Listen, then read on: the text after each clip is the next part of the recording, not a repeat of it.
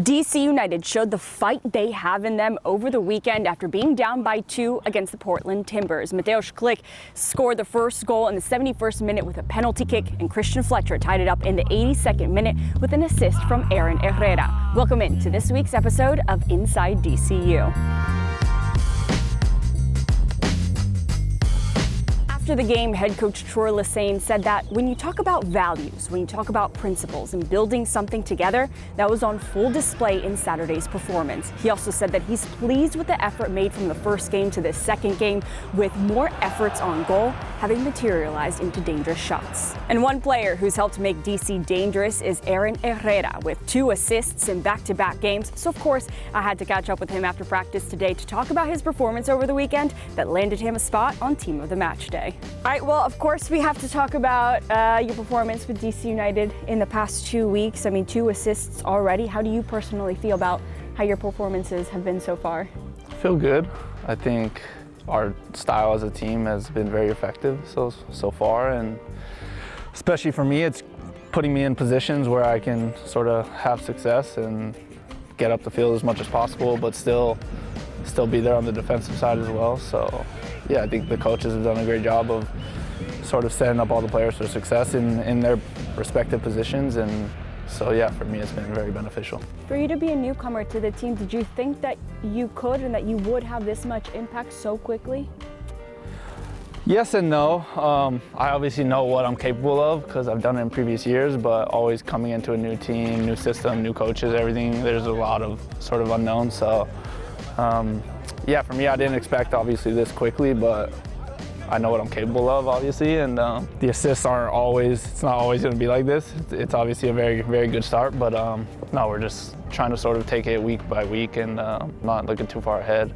And yeah, literally just taking every game by game, step by step, and sort of smaller goals to hopefully reach a bigger goal at the end of the year. What's everything that you're capable of? When we see peak Aaron Herrera, what do you look like? I think if you watch the last game, I think that's Aaron Herrera right there. I think that's what I like to do. I like to be very aggressive on the defensive end, but also be able to get forward and be effective in doing that. So last game, I think I was able to have a very good game and sort of containing one of their better players. And I think you saw the week he had before. He scored 2 goals and was killing it down that left side. So I think sort of being able to keep a player like that quiet for the game, as well as being able to, like I said, get up the field and create chances for the team, that's what I like to do, and I think that's the player I am.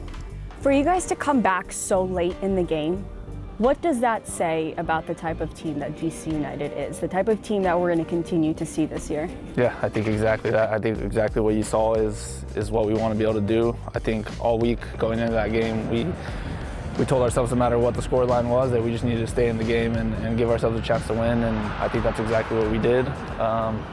I think we were dominant in both halves. We knew exactly what Portland wanted to do, and we knew that they were going to be very effective on counterattacks, and unfortunately they were able to get a goal on one of those despite us talking about it all week. But yeah, it shows the kind of team we are and sort of the belief we have right now, and I think everyone's bought into the same goal. And like I said, those small goals, so every match day we sort of want to leave it all on the field, and I think that's what we've been able to do so far, and we want to just be able to keep doing that going forward.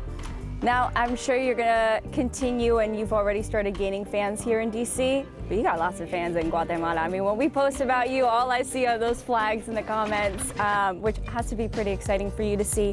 But I saw an interview that your dad did, and the way that he spoke about you, it was very nice to be able to see that perspective from your dad. I want to speak a little bit about the influence that he's had on you, if you're up for it and you talk as much as you want, but the influence that he's had on you from the very beginning, because I believe that he said that he was kind of the one that was really training you when you were younger. Yeah, so my dad everyone here knows, because actually in preseason we all sort of did presentations on a family member that sort of inspired you, and growing up, he was sort of the inspiration for me. I think I always wanted to be like him. His dream was always to play professional soccer as well. And he had a knee injury, and then he started having kids, and then so his dream sort of went out the window, and then obviously all his focus was on us. So yeah, he was my coach pretty much from age 2 to 15 until I went to the academy. But yeah, he was a very, very hard-nosed, very intense, intense person and coach, and so yeah, he's made a huge impact on a lot of players, not just me in my life. He was sort of a guy that would. Las Cruces it can be a rough place, so he would always take players under his wing. And my parents didn't have a lot of money, but they would still let all these players. We had players living with us a lot of the time, and so yeah, he was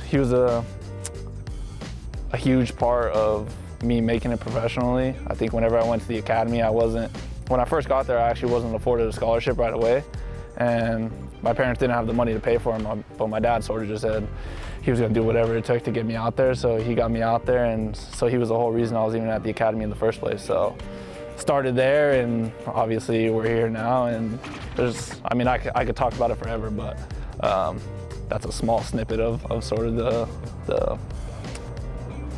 what's the word I'm looking for? Sort of the impact he had on me. For you to be able to represent his country when you play with the Guatemala national team, I mean, does that give you a little bit of extra motivation every time you take the pitch? Yeah, for sure, because that was also his dream. His dream wasn't just to play professional. He obviously wanted to play for Guatemala and play in front of all his family there. So me being able to do that, it's cool for him, especially he's able to sort of live out his dream through me. I think, what game was it? I think it was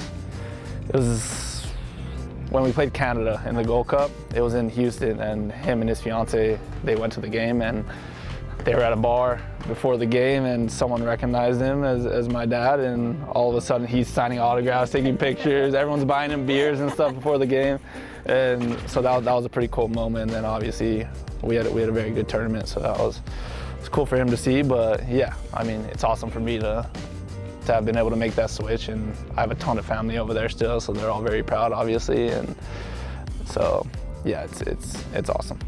DC is back on the road this week, this time to take on FC Cincinnati, who are last year's Supporter Shield winners. Now, despite the fact that they lost Brandon Vasquez in the offseason, they've added other big names like Miles Robinson and DeAndre Yedlin. Now, Cincinnati has played 4 games in the past 2 weeks. 2 have been in league play, a win and a tie, and then they've had 2 wins in CONCACAF Champions Cup over Cavalier FC. Now they'll continue tournament play by welcoming in Brandon Vasquez and Monterrey at their home stadium this Thursday before welcoming in DC on Sunday. Kickoff for that game is set for 3 p.m. Eastern Time. You can catch it on MLS Season Pass on Apple TV. That's all from here at the Innova Performance Complex. Thanks for tuning in to this week's edition of Inside DCU, presented by Audi.